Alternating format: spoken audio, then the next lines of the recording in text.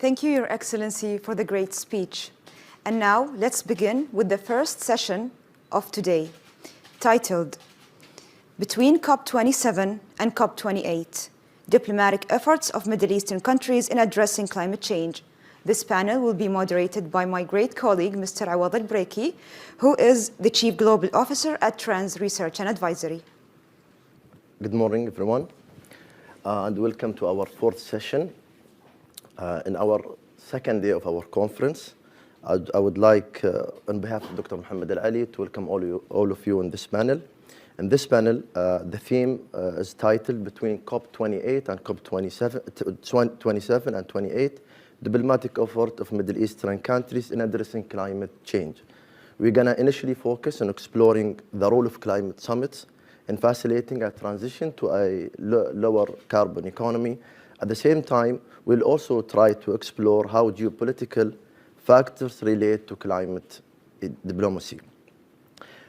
We have four great speakers today joining us in person, Sheikh Asamah, and also two virtual, Prof.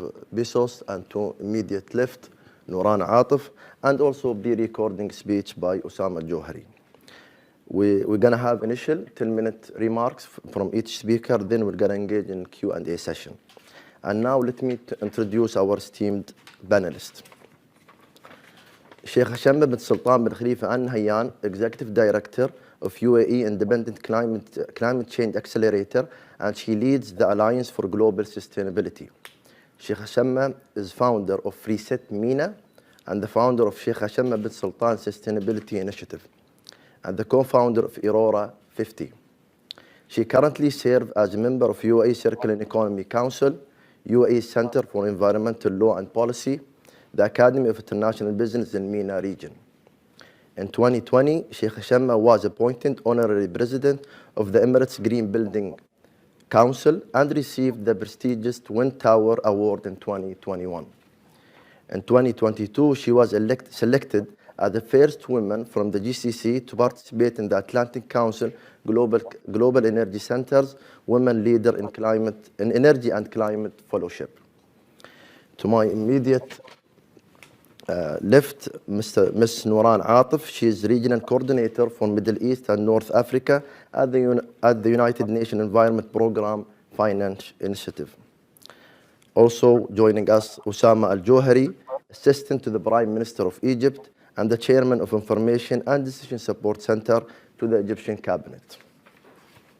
And our last speaker is Professor Asad Biswas, is Distinguished Visiting Professor at the University of Glasgow, UK, and Gujarat University in India. Dr. Biswas is the Director of Water Management International in Singapore and the Chief Executive of the Third World Center for Water Management in Mexico. He's the author or editor of 89 books.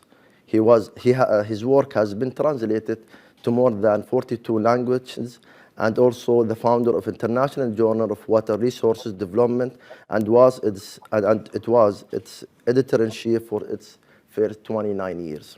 I would like now to switch to our third speaker, Osama Al-Johari, as a pre-record speech. Ladies and gentlemen, it brings me great pleasure to be here with you today for this special event. Please allow me to express my gratitude to the esteemed members of Trends Research Advisory for coordinating this event and the Atlantic Council for allowing me to be enlightened by your insights today and to share with you mine.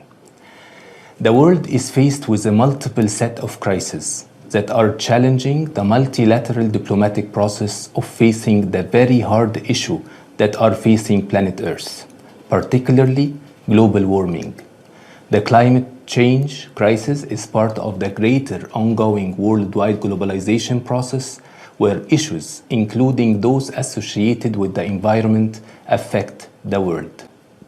The unfolding over the past 2 years of the COVID-19 pandemic touched every corner of the world.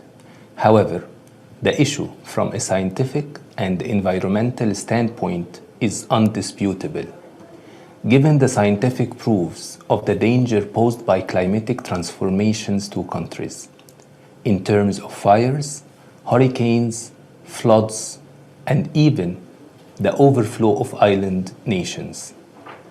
In terms of the direct effects they pose for human health as the result of heat and drought, and the indirect impacts on food resources in particular.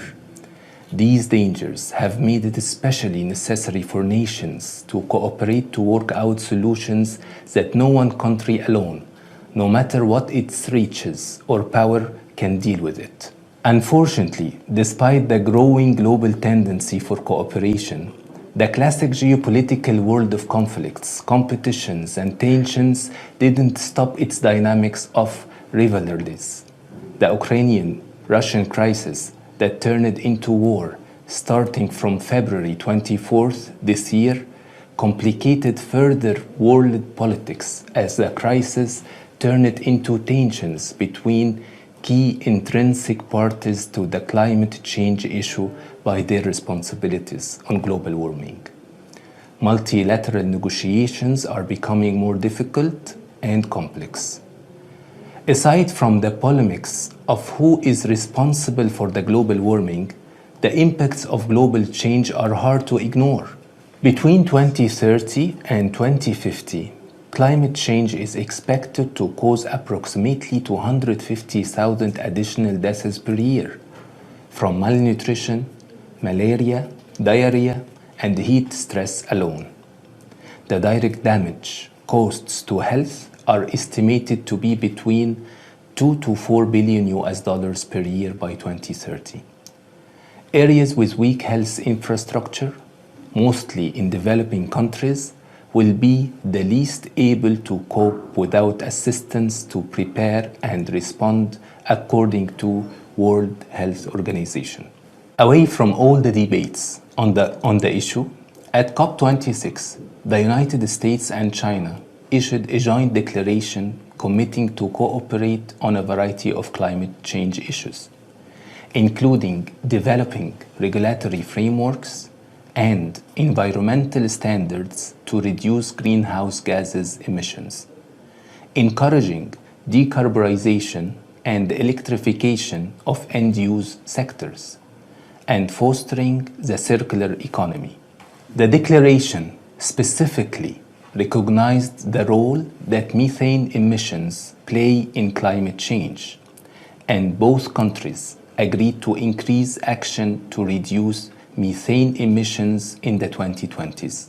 Egypt will be affected by climate change, as it faces many risks in main areas. Firstly, increasing the severity of drought, especially that 86% of Egypt's lands fall within the driest areas worldwide, which means an increase in the dangers of desertification and drought.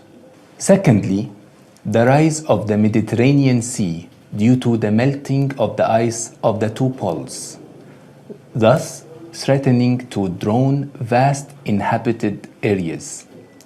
Thirdly, melting of the North Pole will allow creating a sea bypass that will link East and West trade, thus competing with the Suez Canal in Egypt. As the host country to COP27, Egypt is determined to do its part to make the occasion fruitful and enhancing global safety.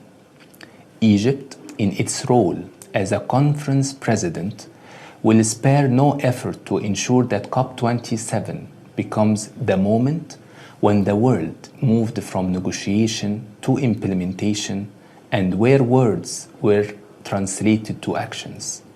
Yet, it will be very difficult to enhance these noble objectives while the world is set on fire that its heat might escalate into a nuclear inferno. It is important at this moment to call on peace, loving countries, and those who are committed to the United Nations conventions and commitments to work harder on finding a settlement for the conflict in Ukraine and decline on the American and Chinese tensions.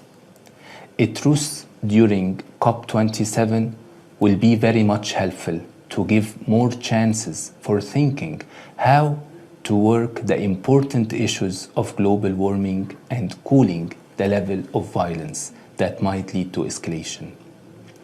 It is a time to save the planet through implementation of commitments and find a diplomatic resolution to geopolitical conflicts. Humanity cannot take more complex crises that defy solutions. Last but not least, I would like to thank Trends Advisory Research for inviting me to this event.